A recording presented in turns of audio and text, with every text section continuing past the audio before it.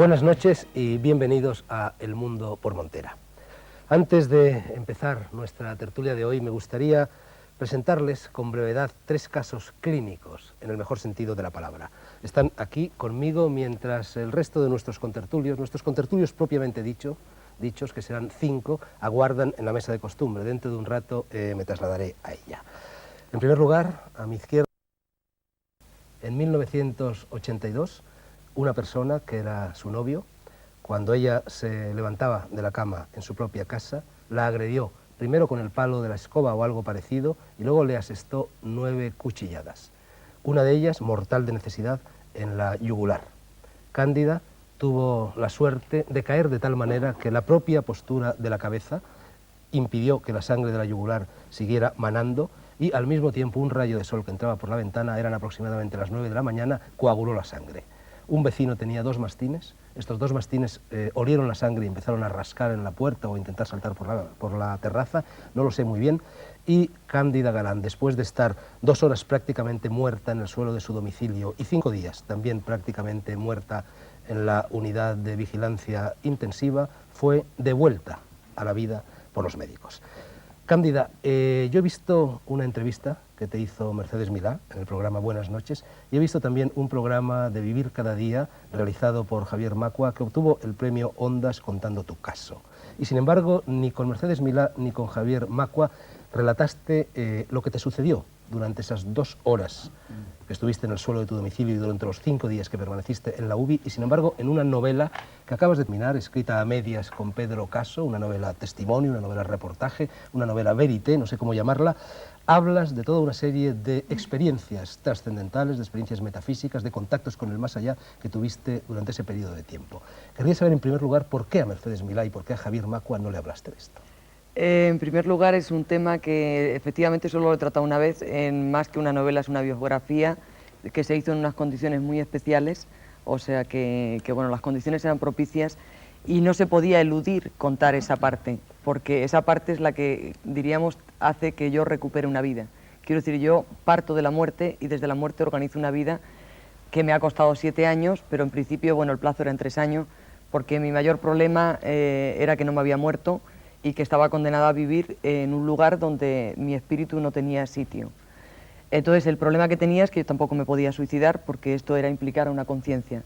Entonces yo tomé la decisión de pactar 3 años, en esos 3 años yo me iba a apañar, ayudada con mi fantasía y con la experiencia de donde venía, para tratar de recuperar las mínimas herramientas necesarias como para vivir dentro de lo que podemos entender por vida.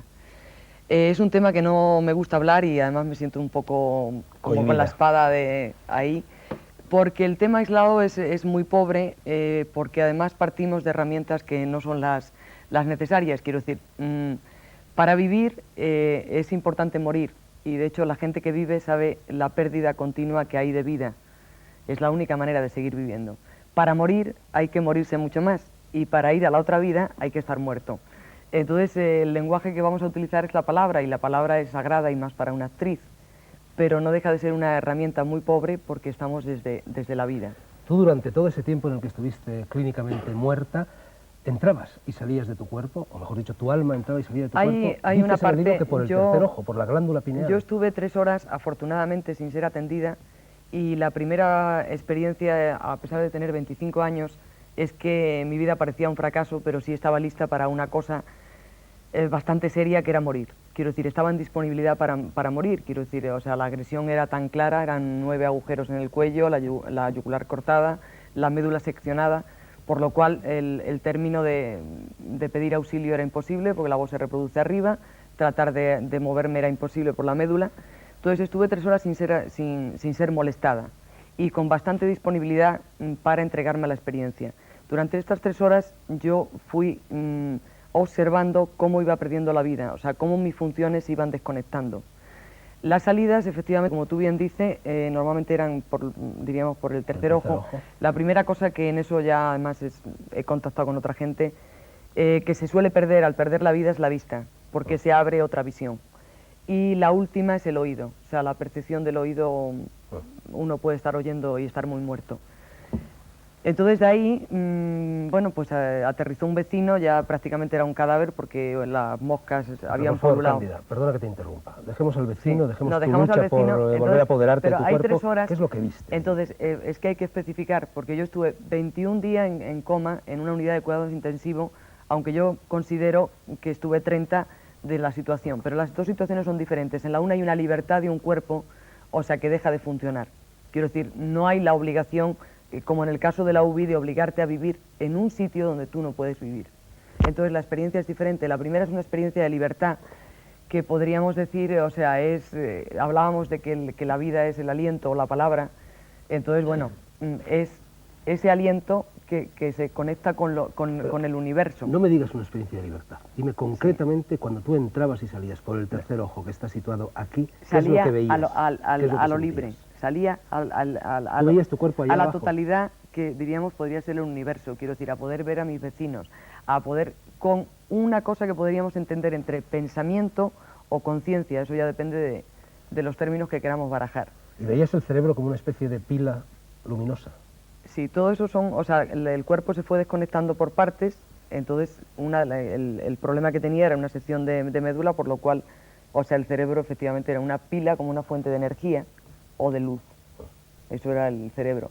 Pero el tema voy a tratar de hacer una generalidad. Ese es un término de 3 horas, donde además era bastante dulce, porque es por pérdida de sangre.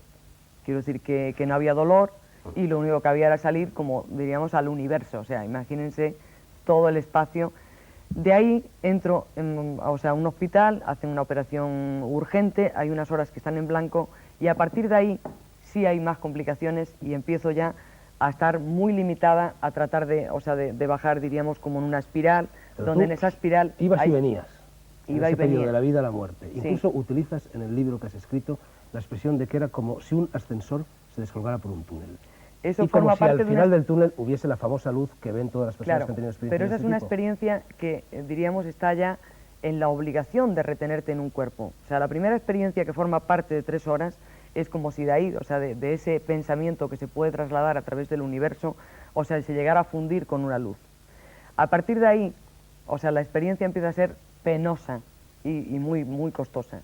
En primer lugar, porque no hay espacio, o sea, para diríamos, ese ente que se traslada. ¿Llegaste a la luz o la viste Sí. únicamente? No, llegué a la luz. Y bueno, ¿Y qué sentiste al entrar en contacto con la luz? Al Es que fundirte quieres con ir ella? muy deprisa, pero vamos a tratar de ir por No partes. quiero ir yo muy deprisa, es culpa de televisión. Ya, entonces la historia es que hay un tránsito, o sea, tú pierdes el cuerpo y caminas, podríamos llamar pensamiento telepático, por llamarlo de alguna manera, porque te digo que estamos con un lenguaje muy pobre. Entonces, estás en tránsito, que sería lo que se entiende por túnel. O sea, en ese tránsito hay todavía conciencia, diríamos, de poder, como pensar o conciencia. Cuando atraviesas la luz no hay nada, pero claro, estamos otra vez con la pobreza del lenguaje. O sea, decir que nada es plenitud es muy fuerte, ahí ya no hay pensamiento, o sea, no hay nada.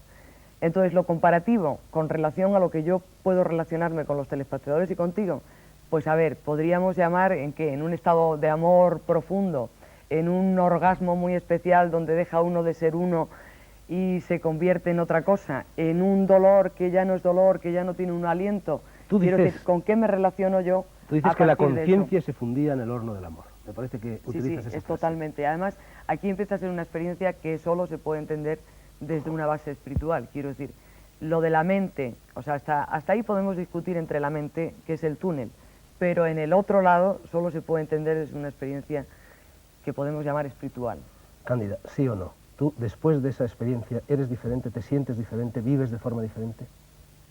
Sí, yo sé que estoy aquí y que, bueno, estaré hasta que termine lo que tenga que hacer, que será mi propia experiencia ¿Y crees que después hay algo? Después de la muerte. Es que además todo el que no crea debería creer. Sí, no, por supuesto. Pero sería muy bueno que todo el mundo creyera que hay... Seguiremos hablando. Vale. Nuestro segundo testigo es Ana Asensio Barquero, murciana. Yo conocí a Ana cuando estaba dando una conferencia en Murcia hace pocos meses y no sé qué es lo que dije en esa conferencia, pero sí sé que al término de la conferencia tú te acercaste y me contaste que habías tenido una experiencia de muerte en vida, que tenías un problema de aorta que los médicos ignoraban y que debido a una serie de circunstancias que no son del caso, bueno, se te paró el corazón, tuviste un coágulo y durante 20 minutos estuviste también clínicamente muerta. Sí. ¿Qué viste? ¿Qué sentiste? Te hago la misma pregunta que Cándida durante esos 20 minutos. Bueno, yo voy a intentar explicarlo porque yo antes no me había preocupado mucho del tema y tampoco tengo así muchas palabras, no he leído prácticamente nada. Lo voy a Mejor. explicar tal como lo viví. Así no estás maleada.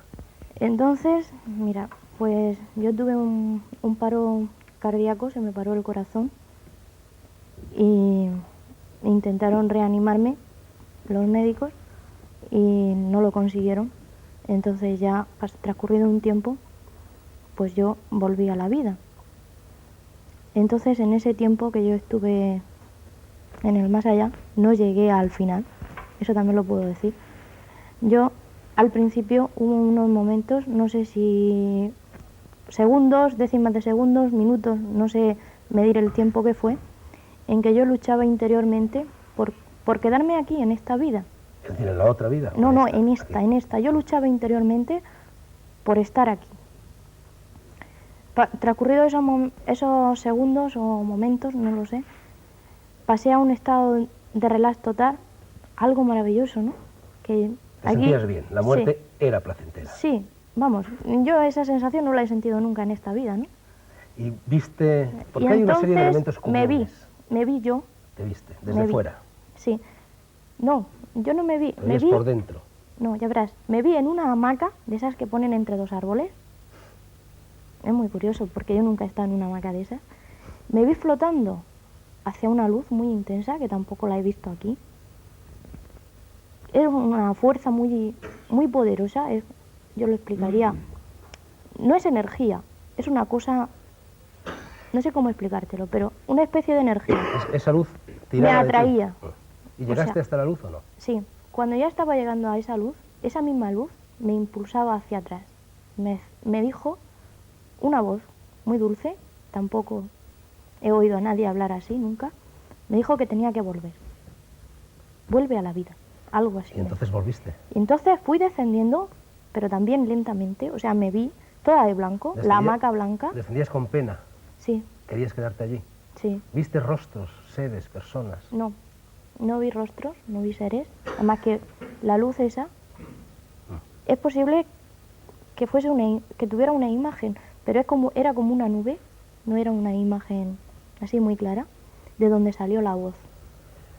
Ahora, Me dijo, tienes que volver, y fui descendiendo lentamente, y cuando volví a la vida, pues me encontré liada en una sábana blanca para llevarme al depósito de cadáveres. ¿ahora tienes miedo de morir? No, ¿Crees que hay un más allá? sí, la muerte es agradable, además muy agradable. Gracias, Ana. Vamos con el tercer testigo, Rafa Vilar. Rafa Vilar, que es un antiguo amigo mío, hace pocos meses estaba en su casa de Ibiza, una casita en el campo. Estaba, creo que, echado en la cama con tu mujer. No sé si estabas dormido o despierto y de repente te moriste. O algo muy parecido a la muerte. ¿Qué sucedió? Bueno, yo difiero con mis compañeras porque, como decías tú al principio, lo mío no ha sido clínico ni voluntario, ha sido más bien espontáneo, que me ha tocado porque me tenía que tocar. De alguna manera ha influido a lo mejor de un hermano que tengo muerto y entonces pues yo estaba en la cama fumando y leyendo un cigarro, leyendo una revista y al dormirme pues empecé a notar como un cosquillo que iba subiéndome y como que todo me empezaba a dar vueltas. De repente empecé a notar que ya no estaba, o sea, yo estaba encima de la habitación, me veía mi cuerpo, a mi mujer que estaba al lado y a mi hija, que yo estaba unido por, no es un cordón, es más bien como energía, o sea, lo nuestro, el espíritu es energía. Nosotros aquí tenemos dos cuerpos, un cuerpo astral y un cuerpo físico. De eso hablaremos enseguida con los contertulios. Entonces, pues yo veía no es el cordón, es eso, la energía. A mi mujer la veía con la energía que le rodea a ella, yo me veía sin energía, dado que yo estaba allá encima. Y entonces, pues, yo recorrí, pues, mis vidas, no sé si eran las otras vidas o reencarnaciones que he tenido, anteriores o posteriores a esta vida. Tú sí viste gente. Yo vi a mi Y hermano, hablaste con estuve ella. hablando con mi hermano, con una prima mía que estaba muerta, unos amigos. Incluso con una persona que, por lo visto, había tenido Había tenido un un accidente accidente aquí en Madrid, en la calle de Costa Rica. O... De Concha Espina. De Concha Espina. En Concha Espina. Sí, un señor rubio, con el pelo rizado. Y entonces llegamos a una situación tan elevada que veíamos otra vez como una puerta, o sea, debería ser un nivel mucho, mucho superior. que esta persona pues me estaba contando que es que había tenido un accidente y entonces él penetró a ese siguiente nivel y a mí me pararon, me dijeron, no es tu momento, tienes que regresar. Entonces al regresar, dado que pues mi mujer o algo así me tocó, y entonces te crea un shock, y entonces cuando regresé otra vez al cuerpo, y entonces pues yo digo, me estoy muriendo, digo, yo desperté a mi mujer, digo, vámonos de aquí. ¿Te fuiste al hospital? Me fui al hospital, digo, oye, me estoy muriendo, digo, aquí ocurre algo porque no puede ser, digo, yo me estaba viendo allá abajo, te estaba viendo a ti como estabas durmiendo, que lo que hacías, que te has movido, me has despertado, y yo me estoy muriendo, entonces que me creó un shock, y fui al hospital, en el hospital me dieron un Valium, y dice, no, te se ha fumado algo. Taquicardia. Bueno, y viste al parecer una especie de grandes huevos. Sí, bueno, al otro lado es como si fuera... Es que, claro, como decíamos vosotros, no se puede explicar. O sea, nosotros en esa situación lo vemos y lo comprendemos. Pero claro, explicarlo con las palabras de aquí es como muy difícil.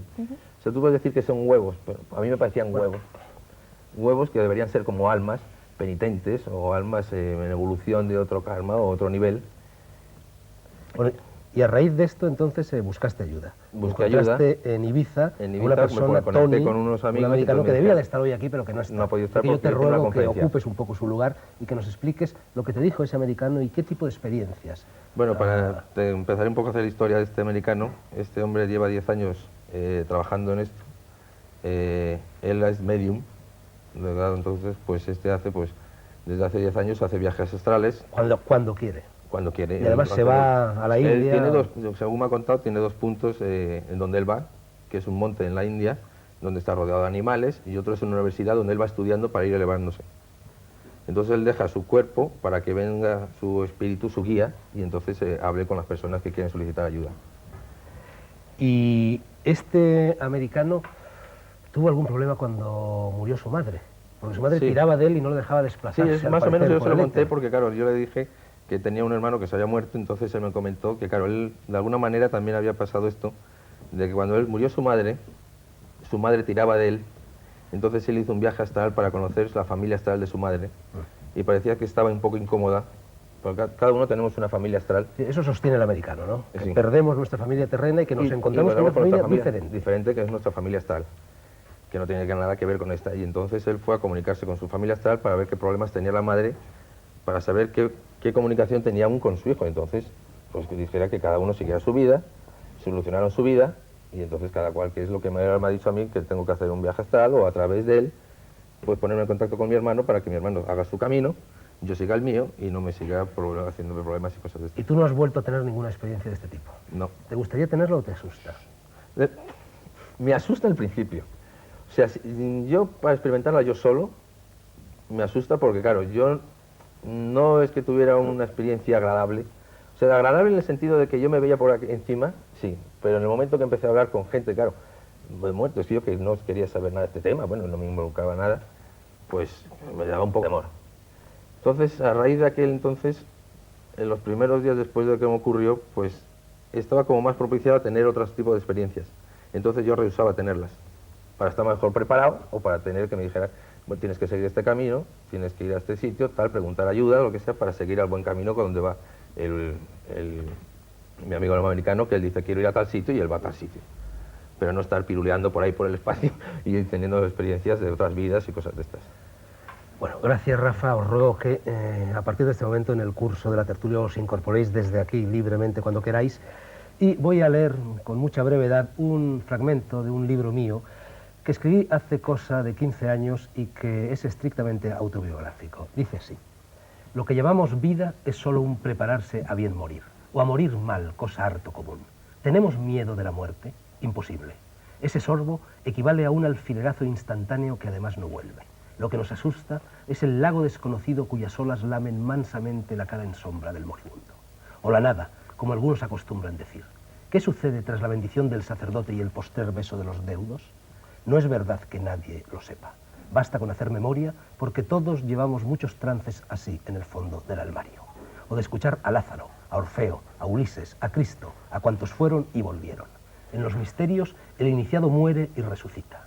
Aún más fácil, hay drogas capaces de provocar muertes reales que, sin embargo, no son mortales. Las he probado. He permanecido exánime durante siglos. He visto en el espejo árboles creciéndome por la cara. He visto la descomposición de mis mejillas, las células, los átomos, el polvo, los gusanos. He visto los huesos transformándose en cartílagos. He visto la baba de las vísceras. He visto gotear mi ojo izquierdo por los pómulos hasta convertirse en una ameba. Y todo eso ha durado siglos. Yo estaba muerto y me hundía en un pasado de lianas y caimanes. Estaba muerto de verdad y sentía espanto, y alrededor de mi muerte era la danza de los monstruos. Pero volví y sé que, roto el hilo de la vida, la conciencia emerge, alarmada a un vacío expectante. Poco a poco, horribles criaturas lo pueblan. Advertimos luego que estamos suministrando las formas y los actos que allí ocurren. Las horribles criaturas son el producto de nuestro pavor. Para los que están en el paraíso, esa fantasmagoría, no menos real que el mundo de los vivos, es dócil. Estar en el infierno es padecerla en ilusoria impotencia como en los sueños. Por fin, dejamos el tejer de los recuerdos y el programa sigue. Un programa que, como sabemos, lleva el título de Vida después de la vida. Y no solo, como acabamos de comprobar, después de la muerte, porque hay, al parecer, personas que vuelven del más allá o de la última frontera antes de pisar ese más allá para contárnoslo y para seguir mortalmente vivas. Nuestra tertulia de hoy en realidad hubiera debido llamarse Vida en paralelo a la vida, o mejor aún, sobre la inmortalidad del alma. Para hablar de todo esto y de lo que hemos escuchado, tenemos, ya lo he dicho, 5 contertulios, además, por supuesto, de Rafa, Cándida y Ana, que se incorporarán a la conversación desde sus butacas. Vamos a hablar, en primer lugar, con el padre Pilón, jesuita, parapsicólogo muy conocido en España, continuo organizador y animador de cursos y de conferencias relacionadas con la parapsicología, profesor de la Universidad de Comillas, profesor de ética general y moral del trabajo social y también de deontología de la enfermería. Padre Pilón, ¿qué es, desde el punto de vista científico o paracientífico, es decir, parapsicológico, lo que acabamos de escuchar? ¿Y qué es un aura? ¿Y qué es un desprendimiento de aura? Te pido un diagnóstico. Muy bien. Pues lo que vamos a escuchar es lo que pudiéramos llamar una proyección extracorpórea, o clarividencia viajera, desdoblamiento, que se produce según las experiencias de quienes lo han vivido y de quienes han investigado en estos temas. Hay una especie de desprendimiento de algo, de alguno de los elementos constitutivos de la compleja estructura psicosomática o psicológica del ser humano. Hay algo que parece que se desprende y que tiene estas experiencias, la más curiosa, la extracorpórea, de poderse contemplar generalmente en una posición de escorzo, desde una altura, y el trasladarse a otras dimensiones. La experiencia de Rafael es de alguna manera espontánea, pero que puede ser incluso provocada, podría ser desdoblamiento. Viaje astral propiamente tiene una diferencia, y es que cuando el viaje astral es a unas regiones o unas zonas, unos niveles, pudiéramos llamar cósmicos, hoy por hoy desconocidos. La gran dificultad que ha quedado muy clara, y los tres que han expuesto sus respectivos casos lo han expuesto, es la inefabilidad. Tropezamos con que no hay palabras, porque no hay términos de comparación, no tenemos expresión, es una cuestión de tipo semántico, para expresar, y nos tenemos que refugiar en la limitación idiomática de las palabras que cada uno tenemos. Ahora esto, pues en un nivel distinto, sería una confirmación o un elemento que diríamos de apoyatura experiencial de lo que en otro nivel, el nivel de creencia, hemos hablado de inmortalidad del alma, de vida, post-mortem, etc. Pero lo que pasa es que, claro, las interpretaciones pueden ser varias. Por lo que yo he escuchado de las tres experiencias, creo que corresponden a esto que decimos, que es una proyección extracorpórea, que puede ser producida de muchas formas, pero concretamente en los casos de coma o de vida, no es vida después de la vida, es vida en la vida, porque no ha habido el traspaso de esa frontera. Creo que es el gran fallo de la obra de Moody, no es vida después de la vida, sino vida en ese momento fronterizo, con eso que llamamos, pero que no sabemos lo que es muerte. De hecho, desconocemos en qué consiste la muerte, la muerte auténtica, porque no tenemos elementos de juicio sobre ello. Y estas personas que luego, por diferentes formas de reanimación, han vuelto. Que sea el aura. Bueno, el aura, ahora quizá hablaremos de los diferentes elementos, de los diferentes planos que podemos considerar de la estructura esa del ser humano. El aura puede ser una bioenergía, un elemento bioenergético que el hombre emite. Están las experiencias kirlianas, hay otra serie de experiencias, pero de hecho propiamente no sabemos bien exactamente, por supuesto, la naturaleza de esa bioenergía la desconocemos. Que puede haber un desprendimiento, puede haberlo, como parece por las experiencias que han contado, y otras muchas que existen.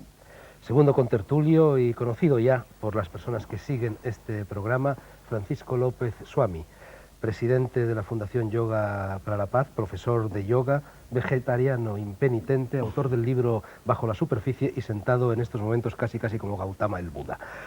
Swami, ¿qué piensas tú de todo esto? Yo no sé si el hecho de que seas profesor de yoga obliga a suponer que crees en las reencarnaciones, como creen la práctica totalidad de las personas de Oriente, de las personas del budismo, de las personas del hinduismo. Y en el caso de que creas en las reencarnaciones, ¿cómo podría conciliarse la teoría de las reencarnaciones con la teoría de la evolución? Porque si hubo una época en el mundo en la cual no existían seres humanos, nadie podía reencarnarse en ser humano, sino en gran simio, todo lo más. También me gustaría saber, por cierto, Swami, ya que tú eres tan vegetariano, si crees que todo esto que acabamos de escuchar y la posibilidad de que cuando matamos y comemos un animal estemos devorando a un ser humano, quizá, que se ha reencarnado, es un valor añadido, una plusvalía para ser vegetariano, además de los innumerables argumentos dietéticos y espirituales que avalan esa postura. Has hecho no una, sino varias preguntas, todas capciosas. Y las preguntas capciosas siempre son algo ladinas. Así es que las responderé de manera discursiva. En primer lugar, no creo yo en la reencarnación como no creo en nada, porque soy hombre de pensamiento, no de fe. Ni siquiera creo en mis propias convicciones, que son las buenas. Así que no es la cuestión de mi fe en la reencarnación lo que importa aquí. Pero sí te diré que el tema me preocupa, porque como he tenido la desgracia de nacer y vivir en el fondo de un océano de ignorancia, aquellas cosas que trascienden lo tangible, que son el más acá y el más allá, se convierten de pronto en las grandes cuestiones, ante las que todas las demás son pequeñas. No es un tema para tratar a la ligera, y las hipótesis y las especulaciones están bien como entretenimiento, pero realmente la cosa es muy profunda y es muy seria. Yo anticipo que no le temo a la muerte, y que además, cuando estoy hablando de la muerte, o cuando las personas hablamos de la muerte, no estamos nunca o no debiéramos nunca referirnos a la desaparición de la vida, sino únicamente a la muerte de algo físico, que es el cuerpo, y que está sometido a las leyes de los cambios de la energía. Pero aunque a los científicos les cuesta mucho, existe algo en este universo que no es puramente físico y que por lo tanto no muere en el sentido de desaparecer ni de transformarse. Lo intangible y lo puro no muere. Dentro de nosotros alienta algo de esa naturaleza. Y cuando hablamos de reencarnación, no debiéramos entenderlo a la ligera tampoco como una persona que ha desaparecido y de pronto toma otro cuerpo como el que se cambia de vestido y vuelve. Seguramente no es la personalidad lo que se reencarna, tal vez sí la individualidad, de la misma manera en la que se perpetúa la sabiduría en las especies. De esa manera lo entiendo yo. Y ciertamente que hay una evolución, y la ley del karma y la reencarnación no la contradice, sino que la justifica y la explica. ¿Cómo podría haber una evolución si no hubiese esta especie de continuidad en la vida? Cada nueva vida sería un comienzo de nuevo y no se transmitiría en las especies, y el instinto no tendría ningún sentido.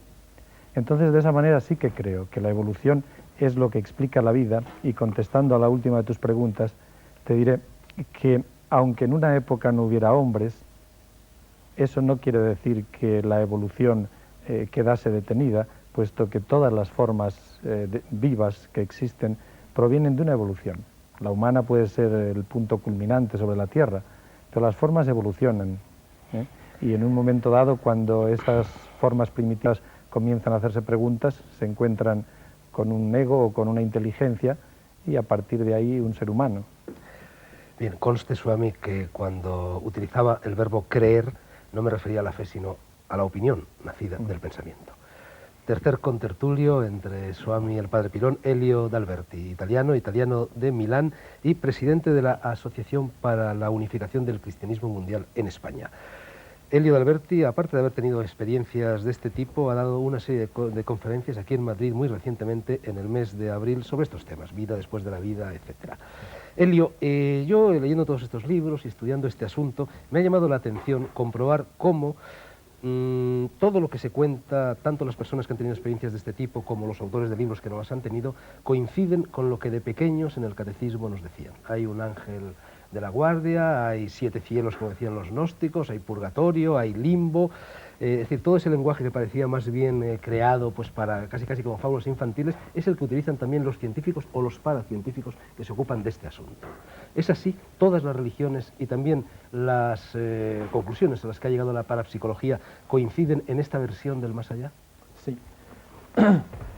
Sí, porque si nosotros estudiamos todos los libros o las enseñanzas religiosas, y si queremos mirar la Biblia, en la realidad, si leemos la Biblia desde un punto de vista de la parapsicología, nosotros podemos encontrar muchos hombres psíquicos, ¿no? Da ejemplo, Moisés, en el Antiguo Testamento, oía voces, tenía escritura automática.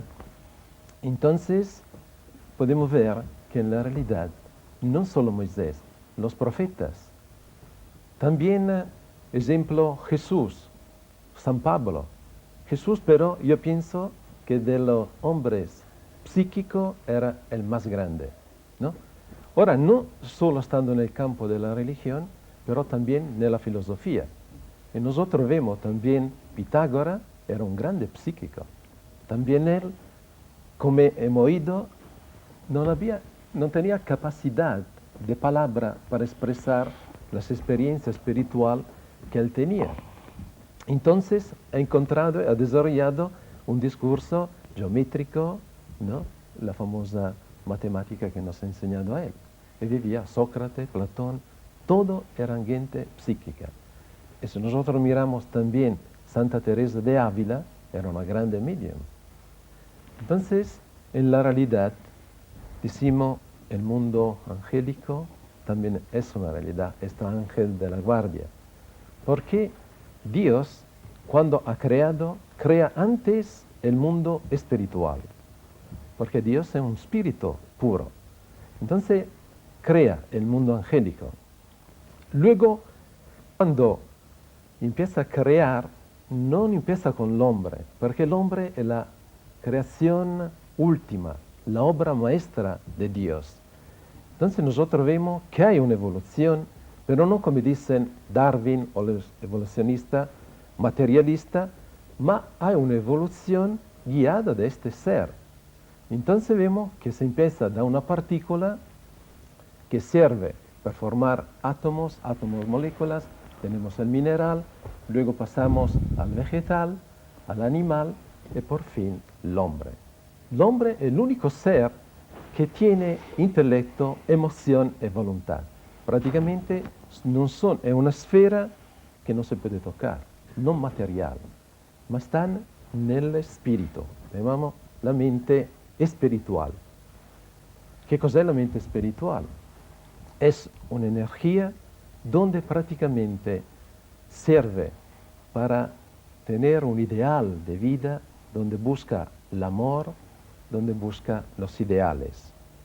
Luego tenemos una mente física que sirve, es como el instinto animal, que sirve para la reproducción y también para poder tener la comida, porque necesitamos dos tipos de energía, ¿no? El tipo físico, que viene del sol, el aire, y luego necesitamos también elementos negativos que vienen de la tierra, que es el agua y la comida.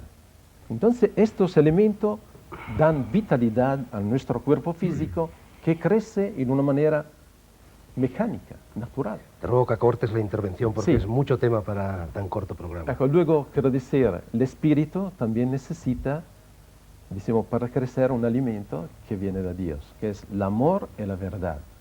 Entonces el dar y recibir entre esas dos energías, entonces si la acción, decimos, del cuerpo físico es positiva, el elemento que entra en nuestro cuerpo espiritual puede crecer.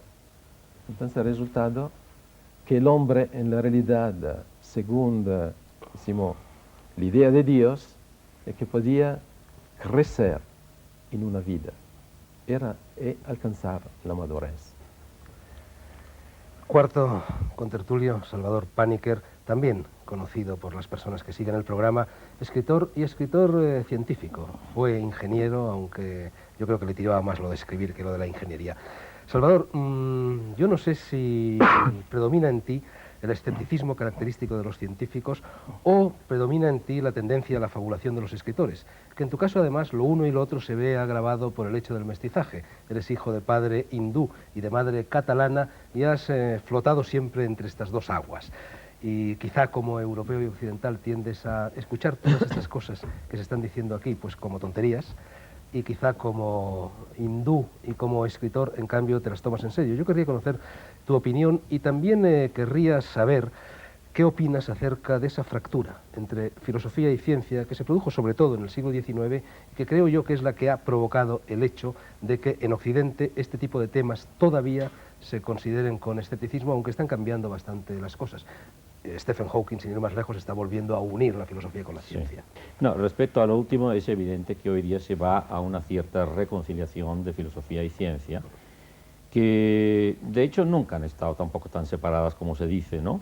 Lo que sucede es que la ciencia era tan arrogante, al final del siglo pasado se decía que ya estaba todo, se sabía todo, solo había dos pequeñas excepciones, que era la radiación del cuerpo negro y la constancia de la velocidad de la luz. Pero dice, el día que se sepa esto ya lo tendremos todo dominado. Claro, de estas dos pequeñas excepciones ha nacido la teoría de la relatividad y la física cuántica, que han arruinado precisamente todo el antiguo edificio. O sea que ha habido un ataque de modestia y de relativismo en la propia ciencia, y ha habido muchos científicos que, paradójicamente, han descubierto una conciencia cósmica o incluso mística.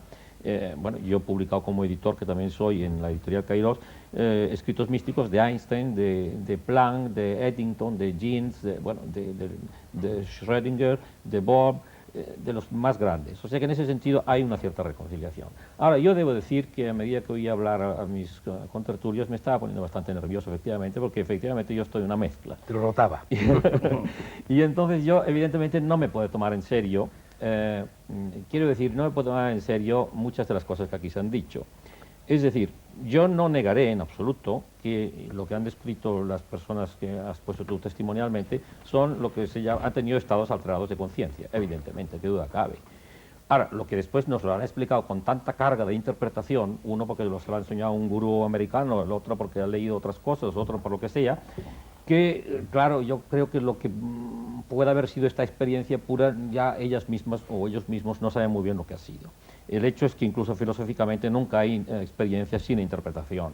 Hay siempre una interpretación porque no hay experiencia sin un cierto lenguaje. No, para eso estamos aquí, para interpretar. Claro, por eso estamos aquí. Claro, entonces yo sería efectivamente muy escéptico y tampoco me convence que ahora se monte toda una escolástica sobre estos estados y sobre todas las cosas que más o menos hay una tradición, efectivamente, la tradición hermética que tanto te atrae y todo esto, pero que no dejan de ser metáforas. Yo creo que precisamente lo que está equivocado cuando decimos la vida después de la vida es el adverbio después, porque si cuando termina precisamente la ciencia nos ha demostrado que todo lo que vemos, la percepción ordinaria, es efectivamente una construcción convencional, lo que llamamos estado normal de conciencia es un estado convencional y los otros existen con tanto criterio, con tanto derecho como estos, eso es absolutamente cierto, y que ahí fuera solo hay una especie de vibraciones y que nosotros el cerebro las reconstruye a lo mejor holográficamente y construye un universo convencional que creemos en nuestra ingenuidad que es el real. Eso es efectivamente que no es así. Ahora, trasponer esto, primero, después del morir, lo que hacemos es salir del espacio-tiempo, por lo tanto, volver a inventar unos antropomorfismos para este misterio mucho más absoluto, a mí no me parece serio.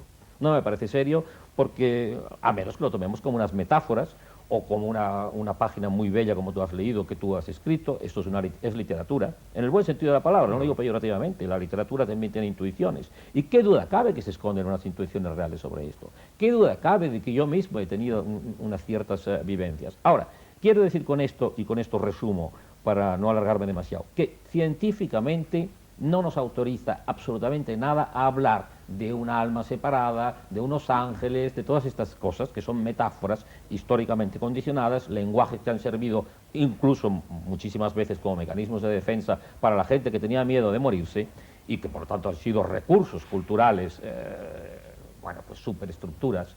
Freud ya decía que todos en nuestro inconsciente nos creemos inmortales.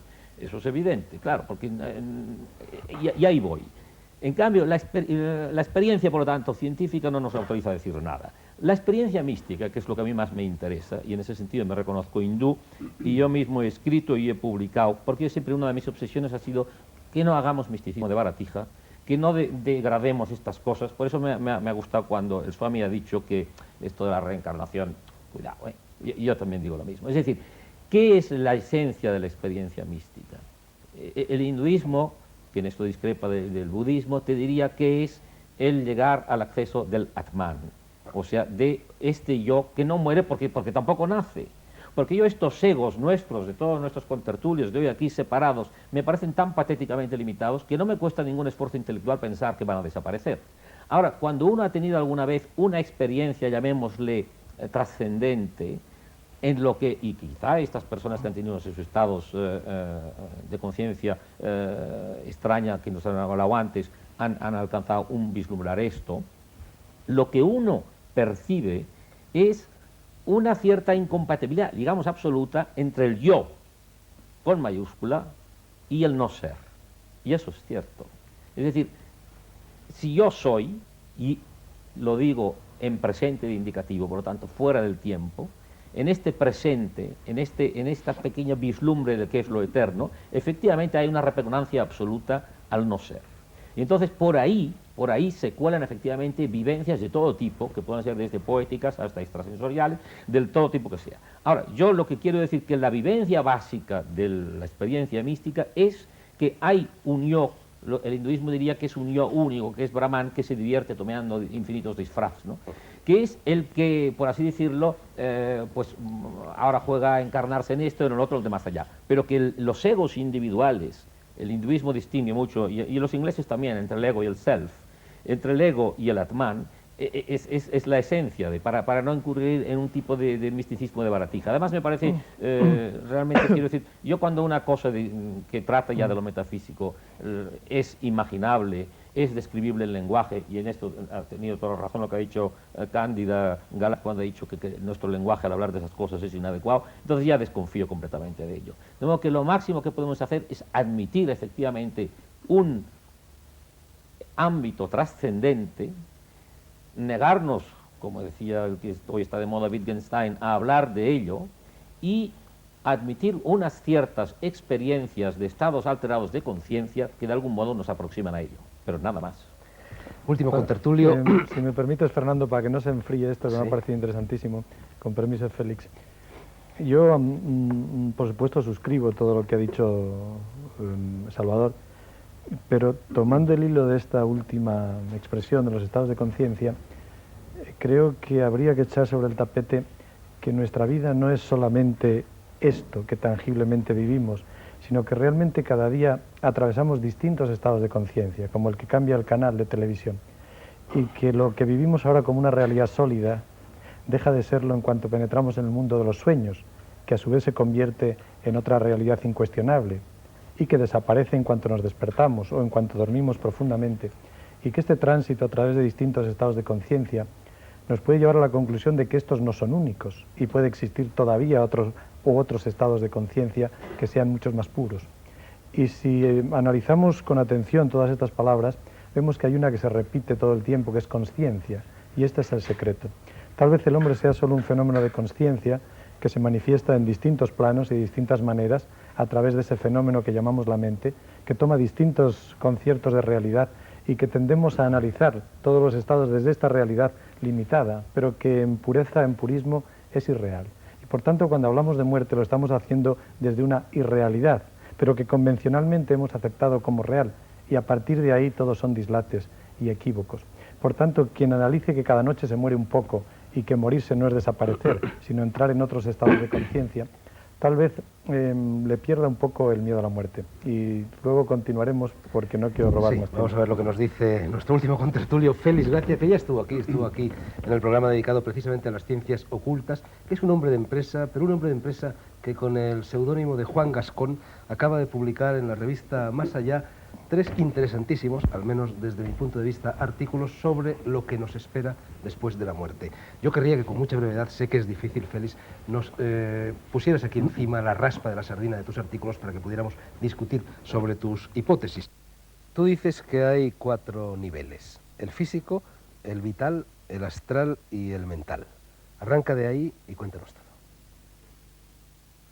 La humanidad prácticamente desde el principio ha considerado que el ser humano era un ser muy complejo, formado por más elementos de los que se podrían sintetizar en una parte física y una parte espiritual. Hay algo más.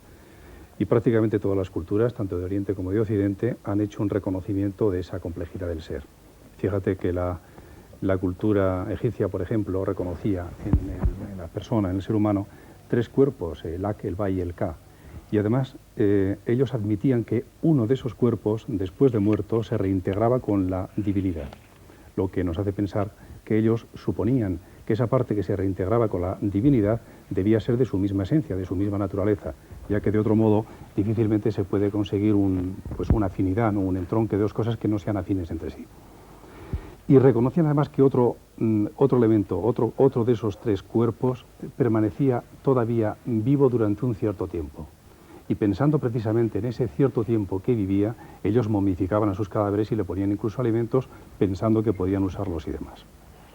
Las culturas actuales, o la cultura actual, determinadas filosofías siguen prácticamente hablando de lo mismo.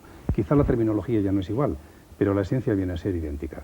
Tienes movimientos como la teosofía y la antroposofía que reconocen efectivamente que el ser humano está formado por no una parte física llamada cuerpo y otra parte no física llamada alma, sino por un cuerpo físico y otros cuerpos invisibles llamados astral y mental. Y además un cuarto cuerpo, se podría decir, que sirve de elemento de conexión entre el físico, que es el visible, y el astral y el mental, que son los no visibles. Y el ser humano se contempla a la luz de estas doctrinas como alguien que vive o algo que vive, que coexiste simultáneamente en un plano que es el físico y en otros planos no visibles como son el astral y el mental. Algo parecido a lo que Swami acaba de explicar hace un momento. Bueno, ¿y qué nos pasa después de la muerte? Bueno, pues la muerte realmente, la muerte no existe, habría que decir. En realidad lo que hay es un tránsito, lo que hay es un pasar del mundo físico al mundo astral. La muerte y el nacimiento vienen a ser prácticamente el mismo fenómeno, solo que enfocado desde un lado o desde el otro. Cuando nacemos pasamos del mundo astral al físico y cuando morimos pasamos del físico al astral. De manera que morir significa simplemente desprenderse de un vehículo, del cuerpo físico, pero la persona, el ser, continúa viviendo. Y de hecho en todas las experiencias que se recogen, no de posmuerte, de postmortem, como ocurre con los libros estos de Moody, sino porque son experiencias efectivamente llevadas a cabo, vividas en la vida, pues recogen más o menos esta visión. El cuerpo, o sea, el personaje se contempla fuera de su propio cuerpo. Félix, ¿es cierto que se ha comprobado científicamente que un ser vivo, en el momento de expirar, precisamente en ese momento pierde peso? Bueno, esto mira, a principios de siglo, y creo que más o menos fue por el año 1909, a principios de siglo, hubo un científico eminente, el profesor McDougall, que trabajaba en el Hospital General de Massachusetts, y él realizó experimentos, primero lo hizo con animalitos, en unas básculas especiales diseñadas al efecto, y él comprobó que indefectiblemente en todos los casos, cuando el animalito expiraba, indefectiblemente perdía de una manera instantánea peso, naturalmente, un peso muy pequeño, pero que se podía cuantificar. Él había hecho igualmente experimentos con seres humanos, incluso, primero hizo los experimentos con seres humanos porque él sospechaba la existencia de algo que en el momento de la muerte se podía separar. Quizá él pensaba en el alma, ¿no? Hasta el punto de que cuando los medios de comunicación se hicieron eco de esa noticia, publicaron que se había pesado el alma. Después, cuando repitió los experimentos con animalitos, entonces dijeron que el alma no, porque los animales no tienen alma. En definitiva, se comprobó que en el momento de la muerte, en el preciso instante de la expiración, se produce una súbita pérdida de peso, y que no tiene nada que ver con la pérdida de agua, por ejemplo, por una evaporación instantánea de la misma, porque se construyeron básculas herméticamente cerradas y demás, algo que hacía suponer que el experimento podía ser pues, lo más aséptico posible. ¿Y por qué no van a tener alma los animales? ¿Y por qué no van a tenerla? Bueno, pues posiblemente también la tengan los animales, no te digo que no. No digo no, sería un alma diferente, evidentemente, ¿no? Por supuesto, además la diferencia que hay entre un animal y nosotros es simplemente millones de años. El otro día, en otra tertulia paralela aquí, alguien afirmó algo muy curioso, pero de este tenor también. Afirmó categóricamente, dijo que las ratas sufrían depresiones. ¿Cómo lo sabe? Yo le conté la historia de la esta distinción entre el hombre y los animales me parece, aparte de petulante por parte nuestra, injusta y científicamente no justificada, ¿no? Se hacen muchas afirmaciones, aquí hemos hecho, pero normalmente se hacen. Las personas no podemos desprendernos de ciertos atavismos y tendemos a hacer afirmaciones muy fáciles sobre temas que no nos resultan alcanzables. Eso de describir específicamente, dar nombres a estados, cosas, yo creo que muchas veces lleva a la confusión. Primero, porque a las mentes más simples tienden a aprenderlo a manera de catecismo, de una manera doctrinaria, y lo repiten como que fueran la Biblia, como papagayos, pero completamente convencidos de que están diciendo algo muy grande. Y yo creo que el esfuerzo que requiere este tema de esta noche, que es muy importante, ciertamente, yo, en contra de mi costumbre, casi no me estoy inclinando por el lado del humor, porque el tema no lo requiere. Creo que el esfuerzo que requiere es un esfuerzo de pensamiento. Las personas debiéramos reflexionar mucho más sobre nuestras propias experiencias y también sobre las maneras en que eso puede ser, antes que apuntarnos a teorías más o menos exóticas o más o menos elaboradas que vienen, porque cualquier píldora que se traga puede dañar el estómago. Sí, pero fíjate, yo creo que el origen de todo esto que estamos diciendo aquí es de los curas. Bueno, aparte de esto, sí, porque y de antes ya ha citado el amigo a Pitágoras, ¿no? Porque la doctrina de que existe un alma es un invento órfico pitagórico, ¿no? Quiero decir que efectivamente a mí no me convence lo más mínimo, pero es igual, admitámoslo históricamente. Es el miedo al morir, ¿no? Es decir... Punto, por favor. Yo creo que el miedo al morir, y en esto no estoy haciendo una broma, se lo debemos en cierto modo a la Iglesia, a las tradiciones cristianas. Bueno, no hay que confundir, la Iglesia ya ha sido demencial. No hay que confundir el afán de supervivencia, que era un intento de vivir a toda costa, con el miedo a morir, son dos cosas distintas. Yo creo que las personas nunca hemos tenido miedo a morir, sí, pero miedo al infierno sí. Es decir, a lo que puede venir después de morir. Bueno, pero permíteme terminar el esquema y así os lo paso como incitación intelectual a lo mejor. Dice, a mi modo de ver existen frente a la muerte tres, digamos, actitudes, ¿no? O tres respuestas. Yo me acuerdo que bastante antes de morir, por supuesto, hablaba con Tierno Galván sobre la muerte y él me decía, a mí esto de la muerte me parece música celestial. Claro, Tierno estaba en la tradición agnóstica positivista, que a mí me parece muy sana, porque es una de las buenas maneras de superar el problema de la muerte. Que ya lo decía, me parece que era Epicuro, y decía, el tema de la muerte no es problema, dice, porque mientras yo estoy, la muerte no está, y cuando la muerte está, yo ya no estoy. El sofisma bueno, bonito. y Wittgenstein ya decía que la muerte no es un evento de la vida, ¿no? Por lo tanto, una es esta manera, llamémosle, y Jean Val decía que la condición humana consiste en no pensar en la muerte, ¿no? En una forma de esta también es el apoyarse, que es algo que a ti te gusta mucho, que un poco la conciencia de los grandes arquetipos.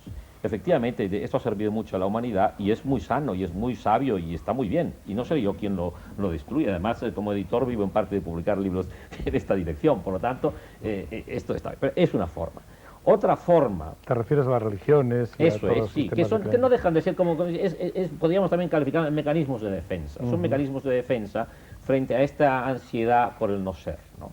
Y esta ansiedad antropomórfica, históricamente condicionada, bueno, pues hace grandes edificios, incluso edificios culturales, o incluso mecanismos de agresividad, muchas cosas hay que son lo que el psicoanalista Otto Rank llamaba la represión de la muerte, que decía él que era la represión básica, más que la represión sexual. Bien. Digamos que esto entra en la categoría de la... Ahora, hay otro punto, que es el que yo insisto, y con esto puedo estar un poco justificada mi presencia aquí, en eso estaría de acuerdo quizá con vosotros, en lo demás creo que no. ¿qué es lo que yo llamaría la postura mística? Pero hay muchas clases de mística, porque hay una mística intramundana, el señor que se entrega completamente a una causa y vive el presente intensamente. Es aquello que le preguntaron me parece que era al jesuita Estanislao de Borja. Francisco de Borja. No, San Francisco, no, de Cosca, perdón. Que dice, oh, padre, si usted ahora dentro de un segundo estaba el hombre corriendo por el campo, y le dijeran que iba a morir, ¿qué haría? Dice, seguiría corriendo, ¿no? San von Bermans. Exacto. Sí, bueno, pues uno de estos dijo esto y me parece correctísimo. Si estás volcado en el presente, la angustia del morir no existe. Y entonces, ¿qué es el estar volcado en el presente? Pues eso es una actitud totalmente mística, ¿no? O sea, que la mística es trascender este ego. O sea, la muerte es una catástrofe para el ego. Si nos identificamos con el ego, no tenemos más que obtener una postura histérica, como la que se suele tener en Occidente frente a la muerte, o bien buscar mitos de consolación, que son más o menos los que esta noche se han establecido aquí. Ahora, si uno vive intensamente el presente, y a esto yo le llamo una actitud mística, si uno se entrega totalmente a lo que hace, en este momento nos entregamos a esta conversación. En este momento, si estamos realmente entregados en esta conversación, nos da igual morir. Cuando tú amas a una persona y estás en aquel momento vivenciando el amor, te da igual morir. Cuando tú te estás entregando a una causa que te importa más que ti mismo, te da igual morir. Cuando tú estás defendiendo a un hijo tuyo que a lo mejor le puede tener una amenaza, es que te da igual morir. Incluso te gusta. Yo esto no diría tanto, pero bueno. Bueno, Salvador, es curioso que hayas salido a relucir el nombre de Tierno Galván, porque precisamente la revista en la que Juan Gascón, o Félix Gracia, publica sus artículos, ha lanzado al mercado también una cinta magnetofónica con la voz, con la presunta voz de Tierno Galván, hablando desde ultratumba. Yo no sé si a ti, como experto en psicofonías, te merece algún crédito. Es que primero no es una psicofonía, es un estado de trance, supuesto que haya trance de el hermano Pedro, que a quien conozco muy bien, pero en fin, yo no quiero entrar en el tema. Sí, parece que tiene unas inflexiones de Tierno Galván, pero en fin... Bueno, pues entonces hablemos de las psicofonías de verdad. ¿Qué sucede y qué tiene que ver todo esto de lo que estamos hablando con el mundo de las psicofonías? Hombre, la psicofonía... ¿Voces del más allá? Bueno, así han nacido con ese nombre que le puso Jürgenson en la primera o en la segunda de las obras que él publicó, Voces del Más Allá. La primera la tituló Radiotelefonía con los difuntos, que yo creo que son dos libros que hay que justificar el sentido comercial o publicitario con que puso los títulos, pero que creo que les hicieron a las psicofonías un mal tercio, porque eso no está demostrado. Sí parece que hay una cierta, y dentro del mundo de los que investigan con cierta profundidad la psicofonía, hay una cierta tendencia, un predominio a la interpretación trascendental. Yo no es un tema que domino completamente, es un hecho curioso. Sí tengo que decir que las psicofonías que yo conozco y de las que conozco el origen o cómo se han realizado, realmente yo creo que sí, podríamos decir que el 100% tiene relación con alguien que ha traspasado ya esa frontera. Pero quizá todas las personas que nos están escuchando no saben lo que significa. Bueno, la psicofonía es estas voces que no son perceptibles normalmente por el oído y que sin embargo se obtienen mediante una grabación en una cinta magnética, en una cinta virgen, y luego son audibles cuando se reproduce el sonido. Ahora hay un hecho muy curioso, que son unas experiencias en Luxemburgo, y luego hay un sacerdote francés, François Brune, que ha logrado en un circuito cerrado en vídeo, ha conseguido simultáneamente con la psicofonía, consigue imagen, fotografía. Las psicoestampitas, fotografía las teleplastias, estás hablando de las teleplastias realmente, ¿no? Bueno, no son teleplastias, ¿no? Son imágenes en una cámara de televisión. Pues en televisión. Pero en fin, pero teleplastia normalmente es otra cosa, suele ser en materia sólida, ¿no? Son imagen y concretamente hay una que realmente tiene una semejanza casi total con Constantino Raudive, que es uno de los grandes investigadores hasta que murió de la psicofonía. Es curioso que sale simultáneamente con el fonema, con la grabación, sale la imagen de la persona que lo produce y siempre son personas que han fallecido. Claro, esto, como decía Salvador, realmente son cosas, las interpretaciones son muchísimas y tropezamos con toda esa dificultad de saber realmente de todo lo que trasciende, por su propio nombre nos está indicando que es algo que de lo que nosotros a nivel experiencial, a nivel científico, no tenemos nada que decir, porque trasciende esa misma realidad. ¿Tú tienes Ahora, algo? No, perdona, sí. sí parece que hay una apoyatura, como decía yo antes, una, bueno, confirmación dentro de una interpretación concreta, que puede haber otras, porque de la misma psicofonía puede haber interpretaciones meramente naturales. Parece que cada día se van abandonando más, pero puede haberlas. ¿Tú admites la psicofonía, Salvador, o te parece una invención? No, yo realmente de no... de los fabricantes de magnetófonos. No, tanto como esto, no, porque no estoy de acuerdo. Pero me inclinaría absolutamente a encontrar una explicación natural, claro está.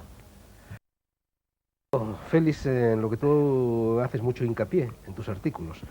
Tú vamos a prescindir ahora de si es verdad o no es verdad todo lo que tú cuentas en ellos, pero en cualquier caso, bueno, lo que es evidente es que todas las personas que han estado en coma profundo, todas las personas que han tenido encefalograma plano, todas las personas que han estado en muerte clínica y que han vuelto para contarlo, coinciden en una serie de puntos. Y esto no nos viene solo desde el territorio de la mística, sino también desde el territorio de la ciencia.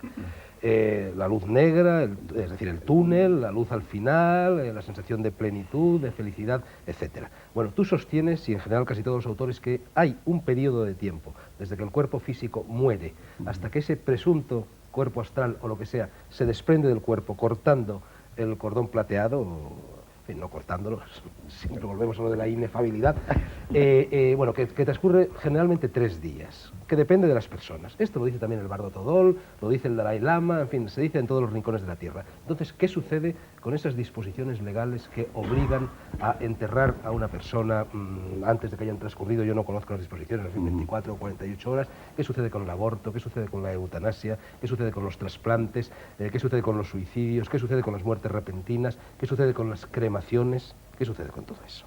Estamos desequilibrando la armonía entre el microcosmos y el macrocosmos con este tipo de manipulaciones, también las manipulaciones genéticas. Seguramente, seguramente. De todos modos, antes ha quedado sin decir una cosa, o me he quedado sin decir una cosa, que era la muerte realmente, o cómo se produce la muerte. La muerte, en definitiva, es la separación entre el cuerpo físico y esos otros cuerpos que no son visibles, que llamábamos el astral y el mental. Y esa separación puede tardar en producirse, la separación definitiva puede tardar en producirse unas horas, incluso unos días, porque entre los cuerpos no visibles y el físico hay un elemento de conexión, un elemento de comunicación que antes Rafael, cuando nos contaba su experiencia de desdoblamiento astral, pues él mismo dice que veía, no era un cordón, pero era algo que se parecía, era una especie de madera.